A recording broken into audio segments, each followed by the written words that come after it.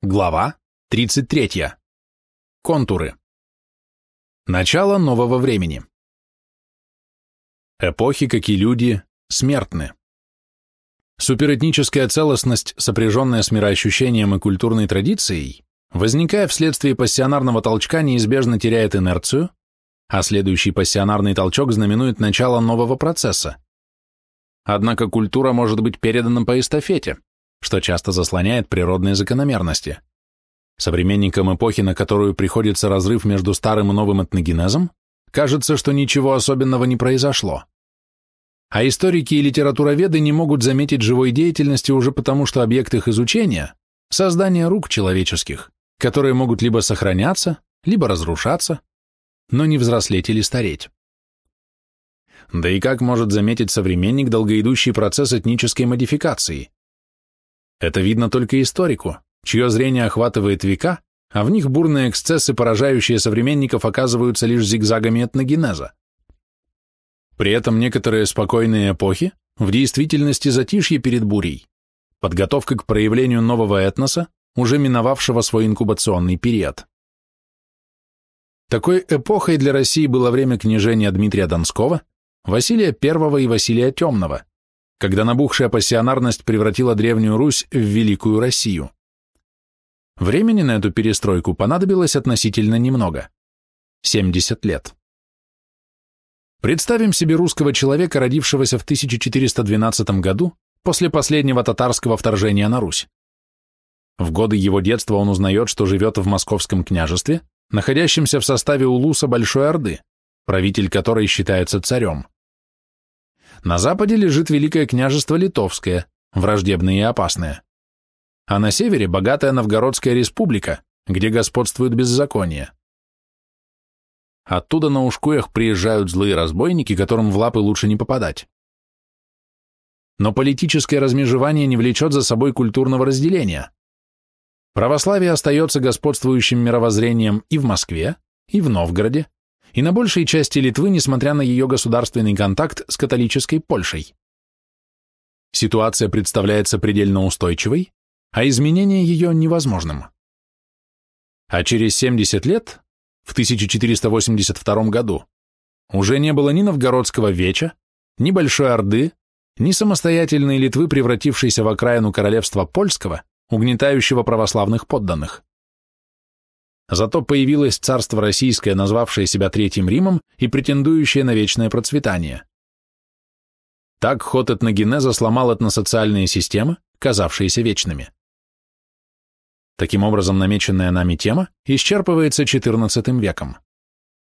Само описание XV века требует уже иной методики изучения источников и событий. Предоставим это другим ученым, а сами ограничимся контурной обрисовкой хода событий, лишь для того, чтобы уяснить, что именно произошло и как произошло. Соловьев, рассматривая различные принципы периодизации русской истории, отмечает: в истории ничто не оканчивается вдруг, и ничто не начинается вдруг. Новое начинается в то время, когда старое продолжается. Это мудрое обобщение относится к этнической истории еще в большей степени, нежели к истории социальной.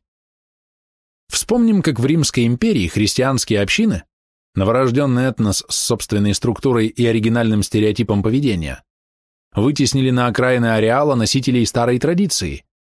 Причем победители унаследовали гордое название ромеи, побежденных стали называть пагани, то есть деревенщина.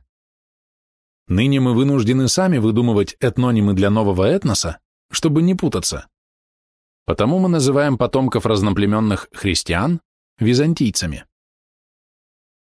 В XV веке древнерусская этническая традиция сошла на нет, а на ее месте возникли три этноса – великороссы, белорусы и украинцы, которые сами себя до XVII века называли русскими. Украинцы – этноним условный, как и византийцы. Но так как в этом сложном процессе принимали участие, кроме древних русичей, литовцы, татары, угры и восточные финны, то уделить внимание началу XV века целесообразно. Тем более, что сам Соловьев рубежом Древней Руси и Московской державы, будущей России, считает 1462 год. В этом случае социальная, культурная и этническая периодизации совпадают. Контур Орды. Раны, нанесенные Тимуром Улусу Джучиеву, залечить не удалось. Потомки людей длинной воли погибли, защищая Великую Степь от гулямов самаркандского владыки. Хотя Тимуру не удалось сломить Орду, но он оставил в ее теле занозу, Мурзу-Едигея, ставшего правителем двора, то есть главой правительства. По происхождению Едигей был мангут, но опорой его стали нагайцы, тюркское племя, кочевавшее между низовьями Волги и Яйком. В XV-XVI веке нагайцы обитали и в Причерноморье. Шенников – жилые дома нагайцев Северного Причерноморья. Славяно-русская этнография. В домонгольское время эту территорию населяли гузы, и возможно, что нагайцы хотя бы частично были их потомками.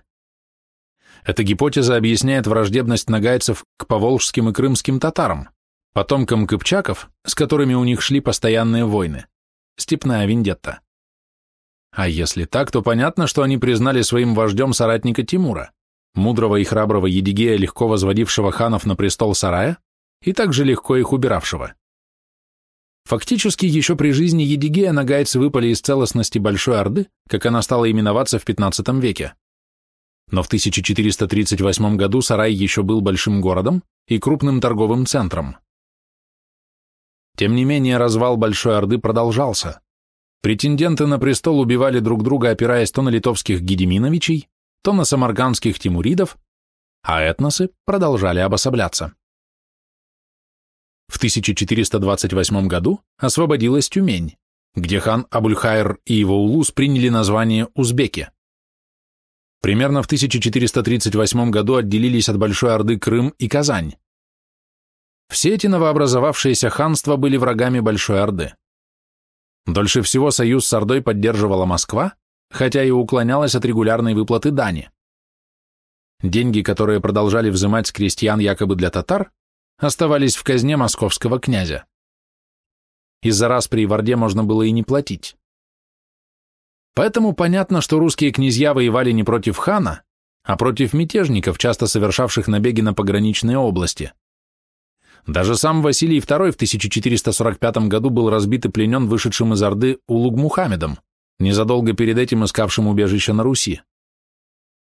Да и трагическая гибель Сарая в 1480 году – дело рук не столько русских, сколько нагайцев и крымцев. Дезинтеграция этносоциальной системы Улуса Джучиева была прямым следствием снижения уровня пассионарности за счет распри и войн.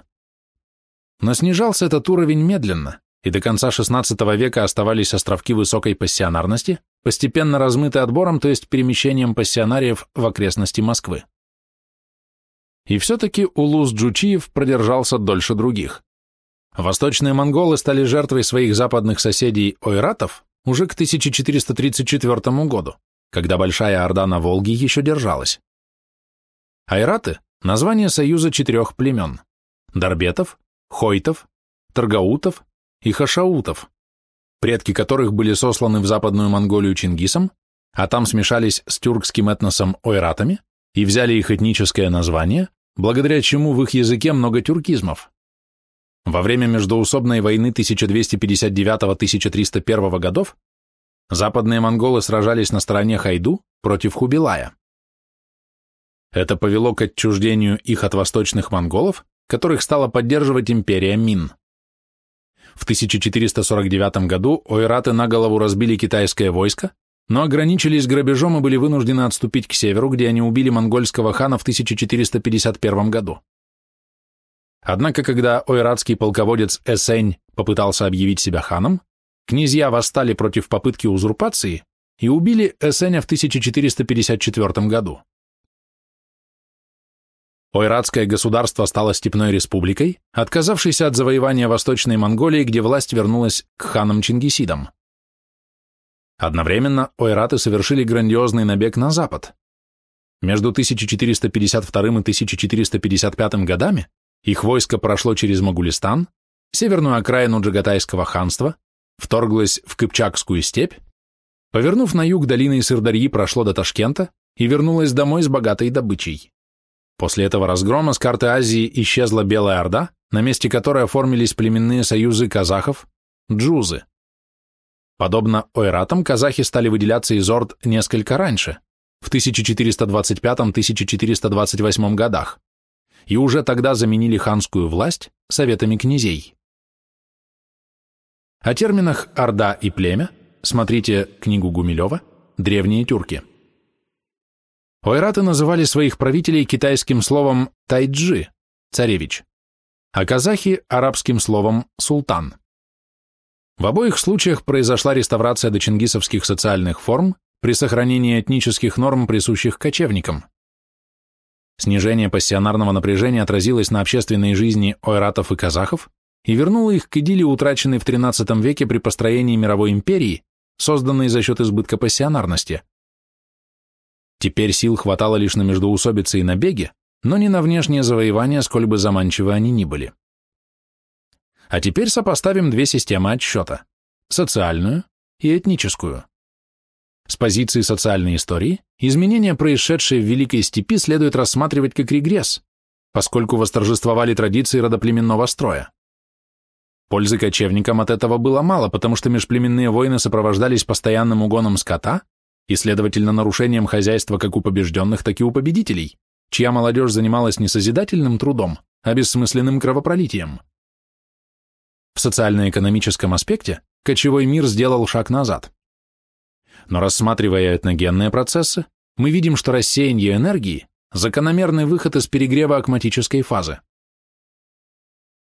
Этногенез – процесс, идущий по ходу времени, от пассионарного толчка к гомеостазу при рассеянии энергетического заряда. Поэтому движение «вперед» вовсе не означает постоянного улучшения и потому не может быть названо прогрессивным. Ведь на организменном уровне последовательное развитие системы ведет к старости и распаду на элементы для очередного обновления. На этническом уровне закономерность та же. Число пассионариев резко снижается, равно как и субпассионариев, от которых здоровые коллективы стремятся избавиться. Повышается процент гармоничных особей, для которых наиболее желателен консерватизм. Этот порядок они готовы мужественно отстаивать и даже терпеть в своей среде пассионариев, не мешающих их привычному образу жизни. К этому состоянию пришли в XV веке ойраты, казахи, нагайцы и причерноморские татары, за исключением крымцев, которые связали свою судьбу с Османской империей, и узбеков, одолевших врагов кочевого мира тимуридов в 1507 году. Контур Древней Руси. Еще в XIII веке светло-светлая и украсно украшенная русская земля очаровывала современников. Но уже в XIV веке от нее остались только осколки, быстро захваченные Литвой. Стремительный взлет Литвы кончился присоединением ее к Польше, благодаря чему Литва была введена в западноевропейский суперэтнос. Но большая часть населения Великого княжества Литовского состояла из русских людей, хранивших православие как символ этнического самоутверждения. Высокая культура Древней Руси, пережившая древнерусскую пассионарность, привлекла многих литовских богатырей, и казалось, что литовцы и русские сольются в один народ. Но и влияние Польши было не менее эффективным. Та часть литовцев, которая в XIV веке хранила веру предков, в 1386 году была обращена в католичество Егайло Альгердовичем. Но другая часть, связавшая свою судьбу с русскими, поддержала Витовта Кейстутовича, двоюродного брата Егайла. Борьба внуков Гедемина за престол Литвы – это цепь убийств, предательств, измен принципам и симпатиям, но история на персональном уровне заслуживает отдельного повествования. Обобщенно же ход этнической истории выглядит так. Русские хотели видеть на престоле своей страны православного князя, пусть Литвина. Поляки готовы были уравнять права литовцев со своей шляхтой, но настаивали на католичестве как государственной религии, что обеспечивало Польше контакты с Западом. Помехой им были Тевтонский орден и Татарская орда, а русских они рассматривали как объект завоевания. На этом этническом противоречии сыграл честолюбивый и беспринципный князь Витовт. Чтобы получить немецкую помощь, он уступил в 1398 году ордену Родную Жмуть и объявил себя королем Литвы и Руси, надеясь овладеть всеми русскими землями. Но уже в 1399 году он был разбит татарами и принужден вернуться к польско-литовской унии. Продолжение наступления на восток оказалось трудным. Правда, в 1402 году литовцы разбили рязанцев у Любуцка, взяли Вязьму и в 1404 году усмирили Смоленск. Но Москву выручили татары Шадибека, заставившие в 1406 году литовцев отступить без боя. Ожесточение против великороссов в Литве было столь сильно, что при разрыве Витовта с Василием Дмитриевичем все москвичи, гостившие в литовских владениях, были перебиты.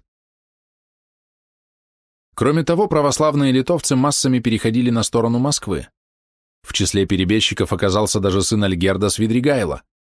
Правда, он в 1409 году вернулся домой, предпочтя литовскую тюрьму милостям московского князя.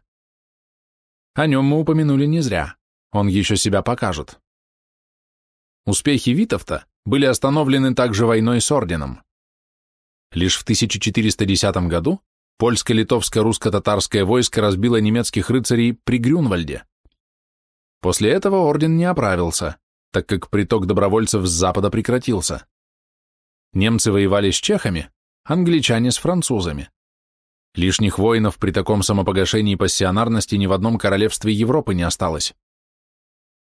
Итак, Москва оказалась неприступной, Новгород отбился от шведов без литовской помощи, а с орденом заключил в 1420 году Вечный мир. Едигей сжег предместье Киева в 1416 году, и Витовту оставалось только вернуться к восстановлению унии с польской короной, что было против его желания и весьма непопулярно в Литве. А соперник Витовта Василий I в договоре с орденом в 1417 году назван императором русским, то есть суверенным государем. О татарском «иге» в кавычках забыли и в Москве, и в Риге. Однако Витовт был упорен. Он добился у Сигизмунда, короля Венгрии и императора Германии, признания самостоятельности Литвы. Но на следующий год, 1430, умер, и престол Литвы достался Свидригайлу, вождю православных литовцев и русских. И тут, казалось, наступил час возрождения Древней Руси. Все этому благоприятствовало.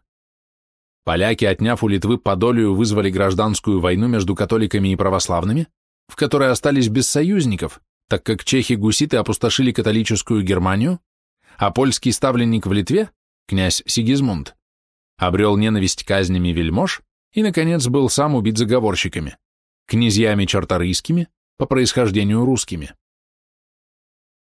Если бы Москва оказала помощь Западной Руси, то воссоединение славянства наступило бы уже в 1436 году. Но в княжестве Московском шла столь же ожесточенная внутренняя война, и руки друзей Свидригайла были связаны.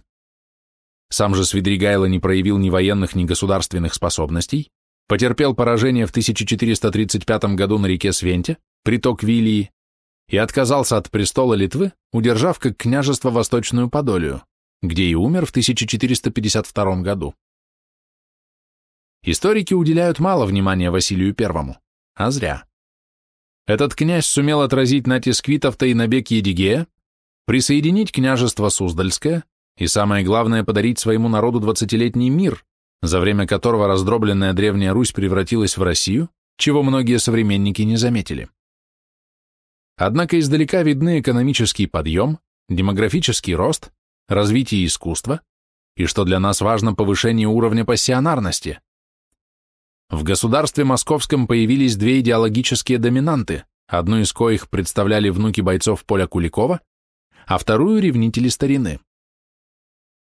Любопытно, что сторонники обоих направлений не искали себе вождей на стороне, а выбирали их из потомков Дмитрия Донского. Первое направление поддерживало юного князя Василия II, а второе — его дядю Юрия Дмитриевича и детей Юрия Василия Косова и Дмитрия Шемяку. Все эти князья талантами не блистали, и следует заключить, что они слушались своих подчиненных, а не руководили ими. Значит, перед нами момент этнической истории, образование соперничающих субэтносов с разными стереотипами и структурами.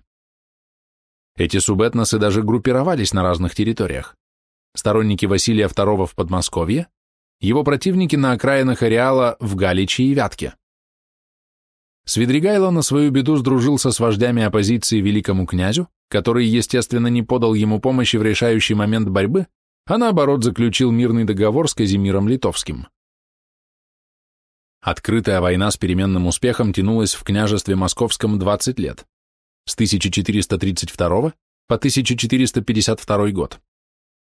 Описание ее перипетий лежит за пределами нашей темы. Отметим лишь, что она велась более свирепо, нежели предыдущие удельные усобицы.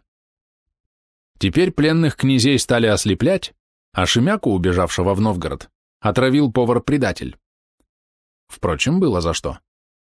Взяв в 1450 году Устюг, Шемяк отопил несимпатичных ему горожан в Сухоне не после штурма сгоряча, а обдуманно, методично. Шемяка проиграл, потому что народ и войско предпочли новые порядки, то есть новый стереотип поведения, старому традиционному, но уже искаженному наступившей дряхлостью системы. Обновленному этносу был омерзителен Шемякин суд.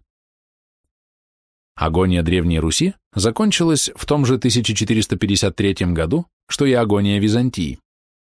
Разница была лишь в том, что Константинополь взяли славяне и пафлагонцы, принявшие взамен православие и ислам и сменившие название ромеи на турки. Казалось бы, это просто смена ярлыков, но нет. Изменились стереотип поведения и мировоззрения, а измена самому себе никогда не проходит бесследно. Аналогичная коллизия возникла в Литовской Руси. Католики были не добрее турок. И только Великое княжество Московское сумело сохранить из любимой родной культуры то, что можно сберечь при смене витка этногенеза, природного явления того же порядка, что и землетрясение, наводнение или цунами. Как ему это удалось? Между Востоком и Западом. В середине XV века на месте древнерусского этноса возникли три новых, молодых, не похожих на своего одряхлевшего предка. Сам факт несходства неудивителен. Так бывало при смене суперэтносов всегда и везде. Ограничимся одним наглядным примером. Византия считала себя вторым Римом, а по сути была антиримом. Западная половина империи тоже сменила самоназвание. С принятием христианства она стала именоваться Гесперия. Карл Великий в 800 году назвал свое франкское королевство Священной Римской империей, но ему пришлось добавить эпитет германской нации, чтобы избежать терминологической путаницы. Галлия, Бургундия, Аквитания, Прованс превратились в королевство Францию, а жители этих стран стали французами. Для таких перемен был необходим пассионарный толчок, благодаря которому соседние этносы смешивались и образовывали новый, доселе не существовавший. Культуру же новорожденный этнос наследовал не от одного предка, имя которого он принимал, а от всех этнических субстратов, интегрированных в новую этническую систему. Так было и на нашей родине.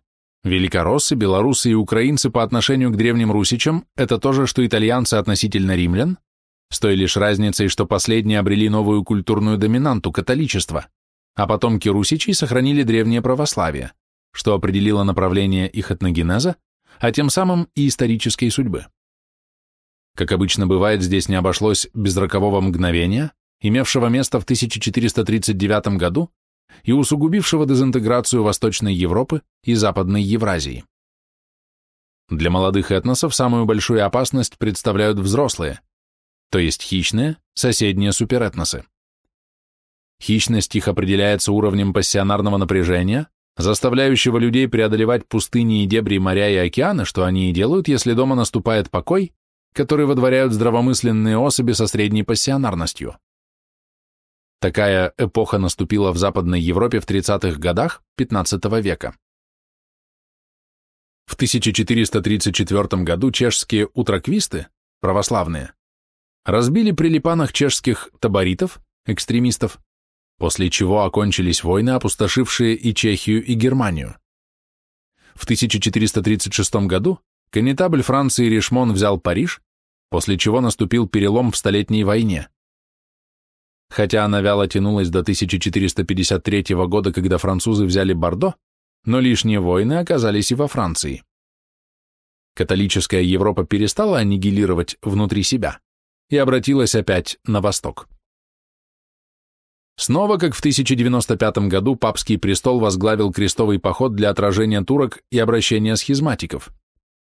В 1438-1439 годах начал свою работу Вселенский собор, открывшийся в Ферраре, а потом перенесенный во Флоренцию. На нем были приняты два решения: уния Восточной и Западной церквей и поход против турок. То и другое окончилось бедой. Император Иоанн VIII, видя безнадежность защиты от турок без помощи с Запада, принудил греческое духовенство принять унию с Римом, но народ и простые попы отвергли компромисс с латинством. Епископы-латинофилы были вынуждены уехать в Рим, а крестовый поход кончился поражением при Варне в 1444 году. Тем не менее, официально уния не была отменена, что окончательно уронило авторитет палеологов в глазах всех православных государств, равно как и собственного народа. Зато решения Флорентийского собора пришлись по душе польско-литовскому правительству Ягеллонов, принявшихся насаждать унию среди своих православных подданных в Галиции и Белоруссии. В Москве же великолепно поняли, что покорение души народа предваряет покорение страны. Поэтому митрополит Исидор, упомянувший папу в литургии, был тут арестован и водворен в тюрьму. Но так как Василий II не знал, что с ним делать, то велел организовать ему побег и переход за литовскую границу.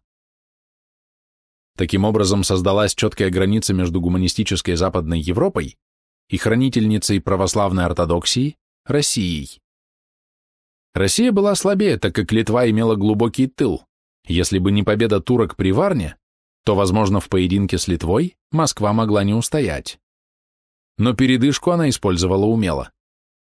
Москву выручил распад Большой Орды. 2 века татары приходили на Русь как агенты чужой и далекой власти. Они защищали Русь от Литвы, как пастухи охраняют стада от волков, чтобы можно было их доить и стричь. Но когда в Орде пассионарность упала ниже уровня гомеостаза и вооруженные до зубов субпассионарии резались друг с другом, многие татары хлынули на Русь, чтобы служить великому князю за скромное жалование. Такой массовый прием на московскую службу означал необратимый конец Орды, система которой теряла заряд пассионарности, а Москва превращалась из княжества в царство.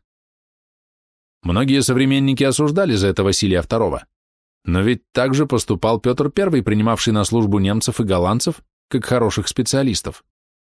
Ведь в XV веке татары тоже были лучшими в мире специалистами по конному строю и маневренной войне.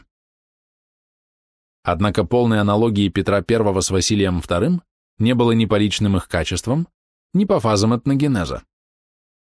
В XV веке Россия была на подъеме, ее пассионарность росла. Это давало русским ту пластичность, которая позволила им включить в состав своего этноса прибывших гостей, как принявших государственное мировоззрение православия, так и оставшихся мусульманами, касимовских татар. Василий II получил новый контингент служилых людей, причем весьма квалифицированных. Этносоциальная система усложнилась. Боеспособность московского войска повысилась настолько, что удивила самих москвичей. Так, в 1456 году, во время очередного конфликта Москвы с Новгородом, московские воины разграбили Старую Руссу и повезли добычу домой, оставив заслон из 200 всадников. Тут появилось новгородское войско 5000 человек, и тут же было разбито на голову. Новгород капитулировал. Пусть эти рубаки и конные стрелки были для русских людей чужими, но они женились на русских женщинах, и их дети и внуки стали россиянами. А при Петре I и Екатерине II немцы, приходившие служить императору, а не России, сохраняли свой быт, мировоззрение, вкусы и нравы. Они жили изолированными колониями, общались вне службы друг с другом и входили не в русский этнос, а в российский суперэтнос, образуя в нем ксении, инородные включения. Присутствие ксении не вредит вмещающему этносу, но лишь до тех пор, пока они не начинают терять свою самобытность. Тогда они превращаются в химеры и стимулируют грядущий надлом. Наряду с татарами в великорусский этнос вошли угрофинские племена, реликтовые этносы северной части русской равнины. Одни из них, приняв православие, слились со славянскими настолько, что забыли свои былые самоназвания. Таковы Меря, Мурома, Голедь и Заволоцкая Чудь. Другие удержали имена своих предков: чуваши, черемисы, мари, ватики, удмурты, мордва, ижора, вепсы и другие. Но это не мешало их контактам с русскими. Поскольку они жили в своих привычных ландшафтах, то есть дома, их общение с великороссами следует назвать симбиозом, который тоже усложняет этническую систему и тем укрепляет ее. Итак, Москва сумела возглавить обновленную пассионарным толчком Россию и вывести ее из состояния вассала Орды на широкий путь самоутверждения, чему весьма способствовала широкая терпимость к аборигенам и твердая позиция неприятия иноплеменных воздействий. Можно сказать, что в России возродилась, нет, не Византийская империя, а скорее мечта о царстве пресвитера Иоанна, которую не смогли осуществить центральноазиатские несториане. Сами русские люди давно забыли об этой легенде и о событиях, ее породивших, но природные процессы протекают независимо от того, сознают ли их наблюдатели и участники. Чаще всего им это слишком трудно, ибо большое видится на расстоянии. Но наука для этого и существует, чтобы исправлять ошибки прямого восприятия путем критического отношения к сведениям источников и широких сопоставлений, где зигзаги истории взаимно компенсируются в ходе времени. И теперь легко сделать вывод. Древнюю Русь погубила дестабилизация, явившаяся следствием снижения пассионарного напряжения этнической системы, или, что проще, увеличение числа субпассионариев, эгоистов, неспособных к самопожертвованию, ради бескорыстного патриотизма. Уцелело только Великое княжество Московское, целое столетие втягивавшее в себя пассионариев, благодаря принципам митрополита Алексея и Сергия Радонежского. Их сподвижники и ученики завещали своим потомкам перспективный поведенческий стереотип и стабильную внутреннюю структуру. Так, с 1380 по 1452 год Московское княжество стало Россией, а бывшая Русь – окраиной Литвы, которой руководила Польша. Контуры Украин. Победа в междоусобной войне была одержана не Василием II, а его народом, категорически отвергшим традицию удельной Руси, точнее ее отряхления и наступившего бессилия. Шемяка был побежден беззащитным слепым пленником своим, при котором исчезли все уделы в Московском княжестве. Князья уступили место служилым людям. Сын Дмитрия Шемяки ушел в Литву и получил от короля Казимира Рыльск и Новгород-Северский, куда стеклись его немногочисленные сторонники. Совсем близко, на правом берегу Днепра, в Восточной Подоле, обосновались сторонники Свидригайла, друга Шемяки. Те и другие были храбрыми и стойкими людьми, а такие при проигрыше обычно не сдаются, а уходят на окраину ареала. Так возникло наименование «Украина», хотя жители ее называли себя русскими. По поводу происхождения этноса, принявшего название «украинцы», есть огромная литература, в которой легко выделить две противоположные точки зрения. Польские историки XVI века, Миллер и другие, единодушно считают украинских казаков холопами или беглыми крестьянами. Украинские историки XVIII века, Грабянка, Симоновский и анонимный автор истории русов, считают украинских казаков военной организацией, подобием рыцарских орденов, в которой не было социальных различий, предназначенной для войны с мусульманами. Думается, что сама постановка проблемы некорректна. Крестьяне не могли обрести безопасность на степной границе, где так легко попасть на аркан нагайцам и крымцам. Защита и обучение военному искусству были им нужны как воздух и вода. Обучить их могли только князья и их дружинники. С другой стороны, Шемятичи и Альгердовичи нуждались в пополнении войска. Следовательно, они должны были охотно принимать тех крестьян, которые предпочитали вечную войну на границе спокойной жизни около Витебска и Полоцка. Иными словами, на степной границе скапливались пассионарии, тяготившиеся жесткими порядками Москвы и бесправием Польши. Для того, чтобы адаптироваться в новых условиях и обзавестись семьями, которые возникали при браках с местными женщинами половецкого происхождения и православного исповедания, им понадобилось около 100 лет. За это время князья Рюрикова дома, князь Дмитрий Вишневецкий, польские магнаты, Предслав Лянскоронский и простые крестьяне, способные к обучению военному делу, одинаково превращались в казаков, столицей которых стала Запорожская сечь.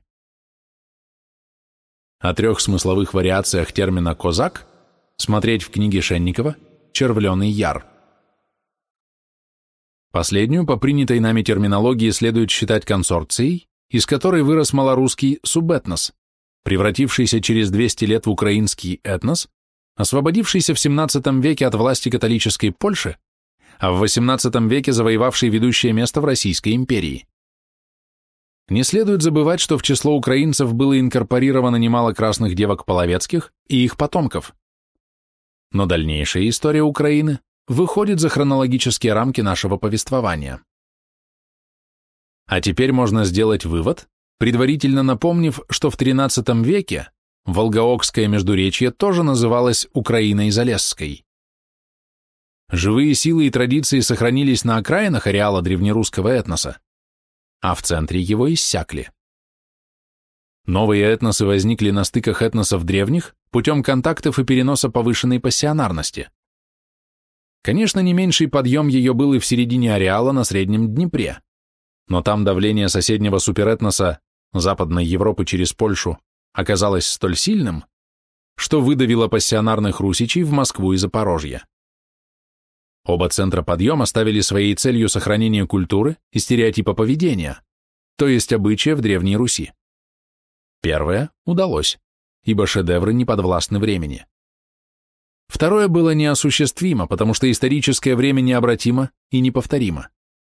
Закономерности этногенеза как природного процесса подтверждены историей контакта Древней Руси и Великой Степи, что и требовалось доказать.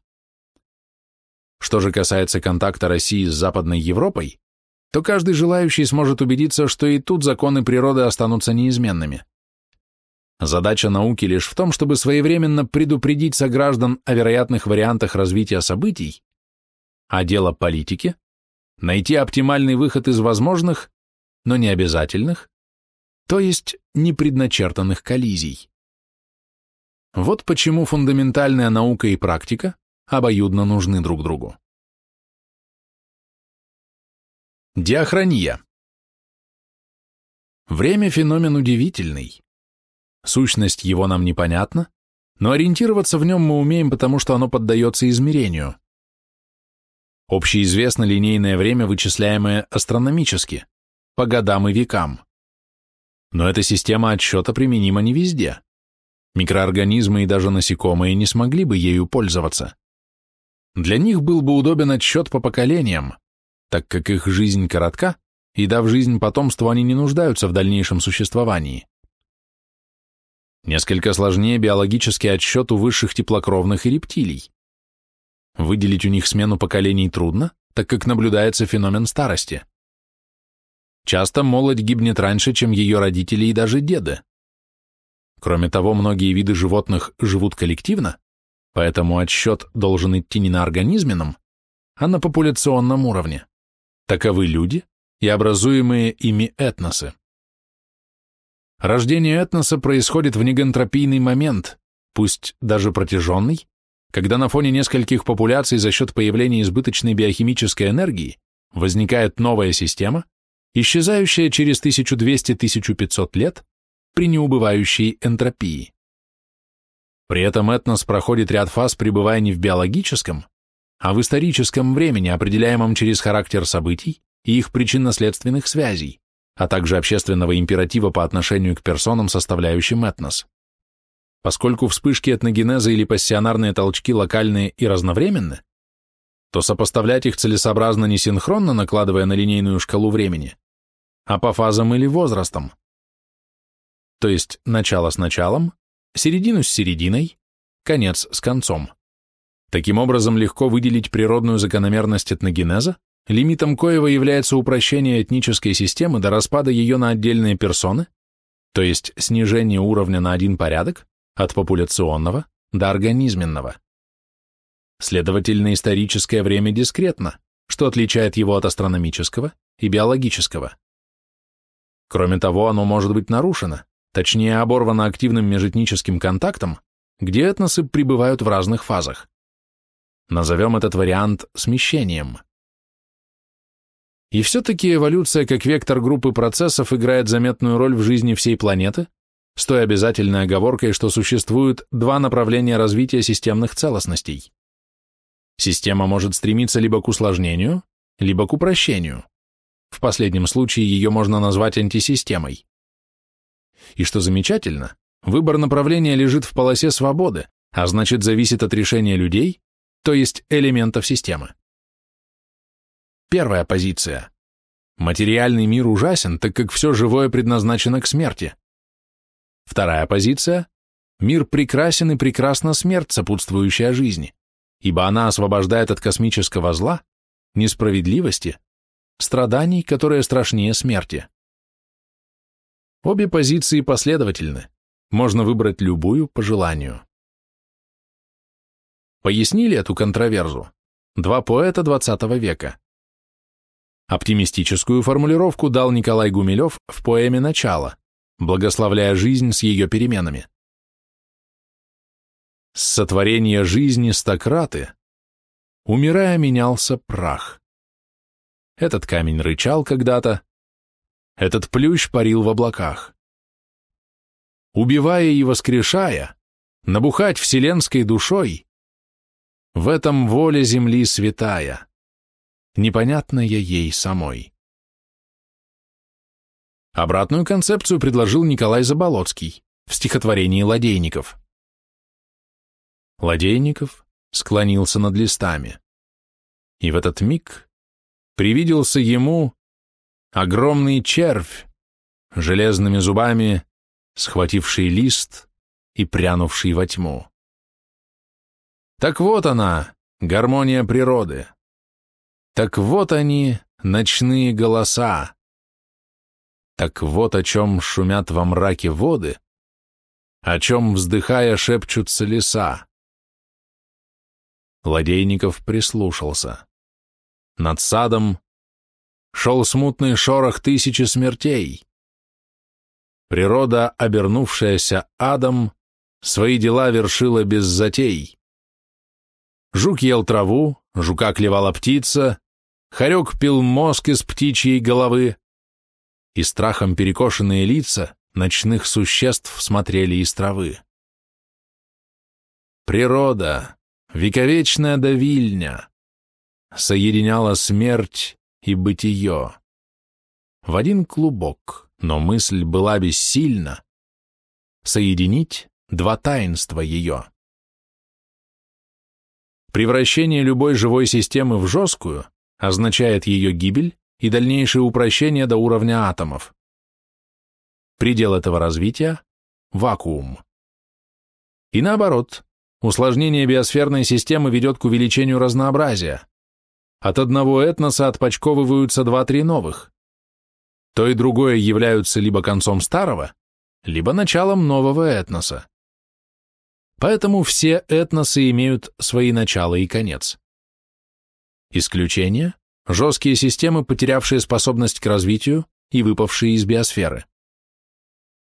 Для описанного нами периода, XIII-XIV века, необходимо и достаточно деления этногенезов на 5 фаз: подъем, перегрев, надлом, инерция и обскурация, после которой наступает гомеостаз, который уже не фаза развития, а состояние в природной среде. Этнос в гомеостазе – реликт или персистент. Иногда, но не обязательно, он изолят. Итак, цель обычной хронологической таблицы напоминания, синхронистической – запоминание. Цель диахронической схемы – понимание этнической истории как ряда автономных биосферных процессов, то есть шаг от гуманитарных наук к естествознанию. Аудиокнига озвучена по заказу издательства 1С Publishing на студии Amperfect.